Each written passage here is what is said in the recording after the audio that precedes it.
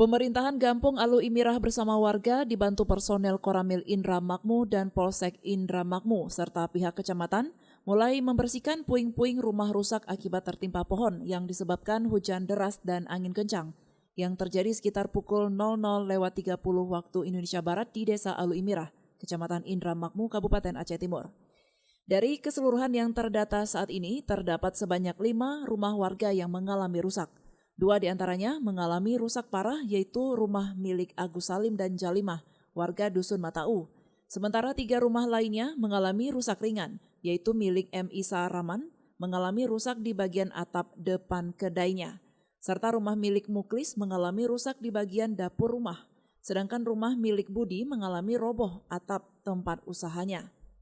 Zulkifli, anggota Tuhaput Gampung Alu Imirah mengatakan pihaknya terus mendata kerusakan rumah warganya yang mengalami musibah hujan deras dan angin kencang. Menurutnya, dalam insiden ini terdapat 1 warga yang harus dirujuk ke Rumah Sakit Umum Daerah Zubir Mahmud karena terkena kayu di bagian punggungnya.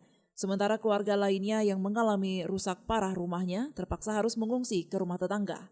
Sementara sudah kita cek 2 rumah yang rusak berat akibat tumpahan pohon tadi malam angin kencang.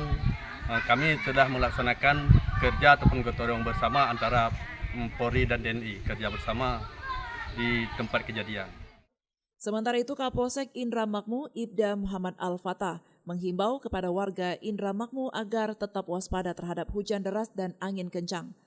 Pihaknya juga mengingatkan warga agar membersihkan pohon yang tinggi yang berada di dekat rumahnya agar tidak terjadi hal-hal yang tidak diinginkan. Kapolsek Indra Makmur berharap kepada masyarakat Kecamatan Indra Makmur ke depan musim penghujan. Jadi saya himbau kepada masyarakat agar menebang pohon yang ada tumbuh di dekat rumahnya. Selain itu, pihak Muspika terus menyalurkan bantuan masa panik dengan berharap kepada para keluarga korban agar sabar dan tabah dalam cobaan ini. Dari Aceh Timur, Romi Saputra melaporkan untuk Puja TV Aceh.